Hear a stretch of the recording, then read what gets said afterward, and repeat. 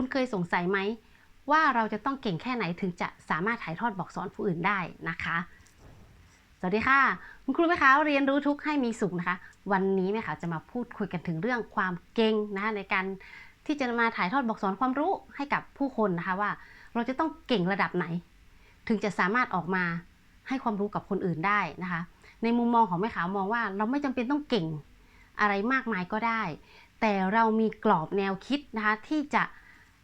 ให้ความรู้ให้องค์ความรู้กับผู้คนนะคะว่าองค์ความรู้ที่เรามีตรงนี้เป็นประโยชน์นะคะเราเห็นประโยชน์ตรงนี้ในเมื่อเขานำไปใช้นำไปศึกษาไปลองประพฤติปฏิบัติแล้วเขาสามารถหลุดออกจากตรงนั้นสามารถพัฒนาตัวเองในแต่ละอย่างได้ออกจากทุกข์ในแต่ละอย่างได้ใช่ไหมซึ่งในแต่ละอาชีพหรือแต่อะไรก็ตามมันไม่ได้มีทุกคนจะต้องเก่งระดับไหนถึงจะมาบอกได้ว่าคุณไปสอนได้อะไรได้อย่างครูหรือว่าอาจารย์ต่างๆกว่าที่คุณจะสอนได้คุณก็ต้องผ่านในระดับขั้นที่เป็นฝึกสอนก่อนใช่ไหมแล้วก็เป็นครูผู้ช่วยถึงจะเป็นครูอาจารย์นั่นโน่นนี่คือมันจะไต่ไปทีละระดับอย่างเงี้ยค่ะเพราะฉะนั้นการถ่ายทอดบอกสอนในองค์ความรู้เนี่ยพระพุทธเจ้าท่านก็ตรัสไว้นะคะว่าการถ่ายทอดบอกสอนเนี่ยเป็นส่วนหนึ่งที่ทำให้เราสามารถบรรลุธรรมได้เนื่องจากว่า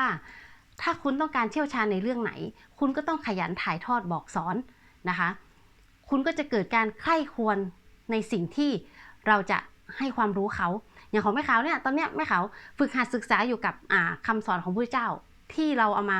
น้อมนำมาประพฤติปฏิบัติในชีวิตประจำวันของเราแล้วเราเห็นว่าเราเพ่งพิสูจน์แล้วนะคะว่าสามารถนำมาปฏิบัติได้แล้วเราอยู่กับทุกข์ได้โดยที่ไม่ได้ทุกข์กับมันอยู่ได้ด้วยมีความสุขนะอยู่กับทุกข์อย่างมีความสุขได้นะคะเราเห็นว่าตรงนี้เป็นประโยชน์เราก็นำองค์ความรู้ตรงนี้ค่ะมาถ่ายทอดให้กับทุกท่านที่มีทุกข์เหมือนกันนะตรงนั้นว่าเราจะออกจากทุกข์นั้นได้อย่างไรใช่ไหมคะคือแม่ขาวมองว่าตรงเนี้ยมันเป็นองค์ความรู้แล้วอีกอย่างหนึ่งที่แม่ขาวมาถ่ายทอดบอกสอนเพราะอะไรเพราะพระเจ้าก็บอกแล้วว่าถ้าเราขยันถ่ายทอดบอกสอนเราจะมีการใคร่ครวญธรรมอยู่ตลอดเวลานะคะเราก็จะประพฤติธรรมสมควรแก่ธรรมปฏิบัติชอบยิ่งปฏิบัติตามธรรมอยู่ก็จะปฏิบัติอยู่เรื่อยๆขยันศึกษาหาความรู้และฝึกฝนเรื่อยๆคุณแม่ขาวถ่ายทอดออกไปตลอดทุกครั้งเนี่ยก็จะเป็นการฝึกฝนฝึกหัดศึกษามันก็จะทำให้เราเกิดความเชี่ยวชาญหรือความชำนาญในสิ่งที่เราทำนั้นๆใช่ไหมคะเหมือนอย่างทุกคนคุณซ่อมรถคุณซ่อมมันอยู่ทุกวันคุณก็รู้ว่าอันไหนมันควรจะแก้ตรงไหนรู้แค่อาการคุณก็แก้ได้แล้วใช่ไหมคะเป็นอาจารย์เป็นครูเป็นอาจารย์นะถ่ายทอดบอกสอนในวิชาที่คุณสอนคุณสอนทุกวันคุณหลับตาคุณก็พูดได้แล้วใช่ไหมคะ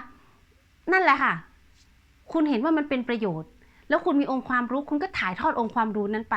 โดยที่ไม่ต้องรอให้ตัวเองต้องเก่งเลิศขึ้นไปแล้วถึงจะมาถ่ายทอดบอกสอนเพราะมันไม่มีใครบอกได้ว่าจะต้องเก่งระดับไหนการถ่ายทอดบอกสอนแต่ละอย่างก็ไม่เหมือนกันอย่างองค์ความรู้ที่แม่สอนลูกใช่ไหมคะครูสอนอาจารย์หรือองค์ความรู้ทั่วไปที่มีอยู่ทั่วไปที่ใครก็สามารถเข้ามาศึกษาได้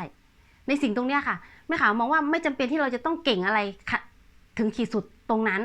เราก็เนี่ยกรอบของครูแม่ขาวก็คือเห็นว่าตรงเนี้ยเป็นประโยชน์แล้วนำมาเป็นกรอบว่าโอ้สิ่งนี้ที่ฉันศึกษาแล้วนำมาประพฤติปฏิบัติมีประโยชน์นะก็เลยนำส่วนเนี้ยมาถ่ายทอดบอกสอนให้กับทุกท่านและน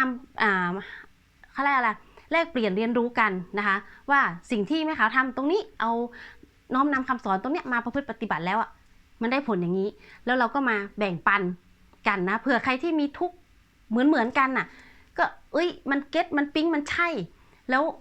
เอาไปทำต่อไปศึกษาต่อคุณก็มีเกิดการเรียนรู้คุณก็สามารถนำไปถ่ายทอดบอกสอนต่อเมื่อคุณเพ่งพิสูจน์แล้วว่ามันใช่มันจริงมันออกได้จริงคุณก็ไปถ่ายทอดบอกสอนต่อได้เห็นไหมคะก็เป็นบริษัทที่เลิศของพระพุทธเจ้าอีกแล้วนะขยัน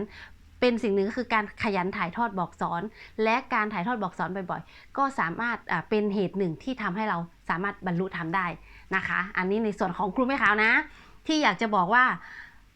จะต้องเก่งแค่ไหนที่ถึงได้ออกมาถ่ายทอดบอกสอนตรงนี้นะคะไม่ได้เก่งอะไรมากแต่เราเห็นประโยชน์ที่ผู้คนจะได้รับจากสิ่งเหล่านี้นะคะ ถ้าใครเห็นว่าคลิปนี้ประโยชน์นะอย่าลืมแชร์ให้ครูแม่ขาวด้วยแล้วก็อย่าลืมกดติดตามกด Subscribe กดไลค์กดแชร์ให้ด้วยนะคะสำหรับวันนี้ครูแม่ขาวเรียนรู้ทุกข์ให้มีสุขสวัสดีค่ะ